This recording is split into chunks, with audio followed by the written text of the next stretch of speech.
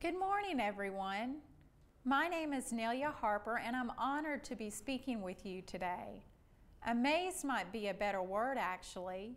You see, I live with several mental illness diagnoses, and the medication I take makes it extremely hard for me to rise early in the morning at all.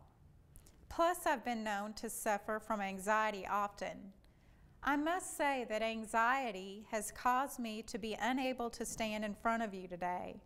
But I asked to be videotaped to share the story of my life's journey with mental illness and the role Bridgehaven has played in my recovery. It's that important that you all know and understand. In 1989, I was attending North Hardin High School in Hardin County. My home life consisted of living with my grandparents since I was 8 years old.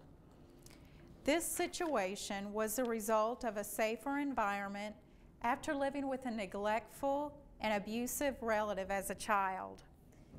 In retrospect, my high school life was grand to an outsider looking in.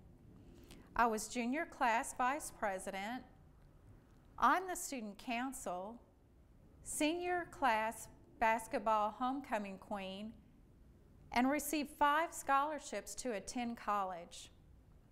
But even then, in the back of my mind, I knew things weren't completely right. I was in and out of an abusive relationship at the time, and generally in and out of some mild depressions as well. I can honestly remember sitting at the popular table in the lunchroom, looking down at the nerds table in the lunchroom with all their real friends longing for their life. After high school, I attended community college in Elizabethtown and then made the big move to Troy State University in Alabama. 2 friends I attended school with started noticing my depression deepening and deepening. On top of this, I began to hear voices. Everything in general made me nervous, paranoid, and scared. Because money was an issue, my friend found a therapist that was free of charge, but it was a 2.5-hour drive from the campus. I was desperate and made the round trip many times that semester with no real results or successful medication prescribed. That summer, my grandparents took note of my odd and obsessive behaviors. I was hospitalized for 2.5 months that summer and have basically been in some type of treatment ever since. That hospitalization in 1991 helped me begin to understand my mental disorders and to medicate them properly. I returned to college and was involved on the newspaper staff. I had a new lease on life and a clearer, more educated mind on my problems. Then finally, in 1995, I graduated with a degree in sociology from University of Louisville. After graduation, my grandfather was going through a severe recuperation from heart surgery, so I was forced to go back and live with other relatives. The situation, after a short time, quickly escalated out of control. I was working 19-hour days, and the short time I was home, I was denied sleep and physically abused. One day, when I was at the end of my rope, I left my job and fled my home in search of some kind of sanity that I had once known. I found myself in 8 years going from homecoming queen to homeless.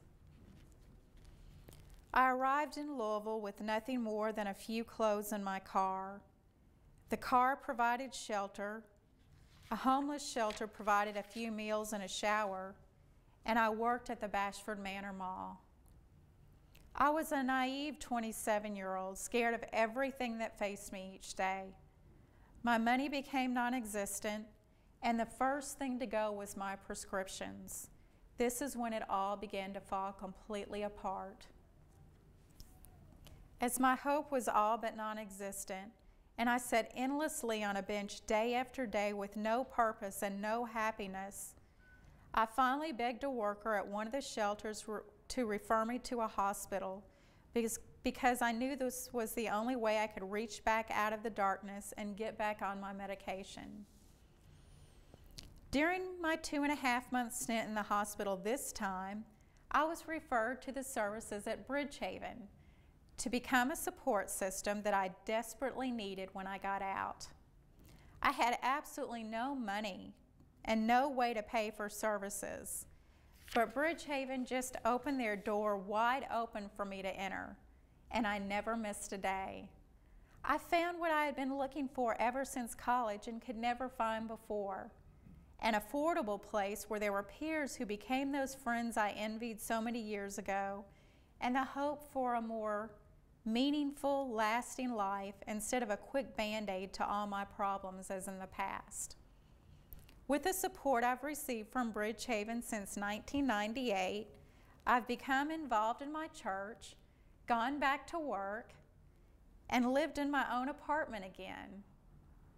In 2006, I went back to my studies and became certified as a peer support specialist in the state of Kentucky.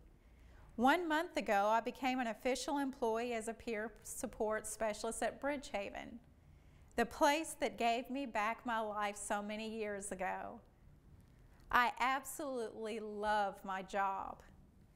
I can just feel my own depression lifted as I help others in their recovery process at Bridgehaven. It's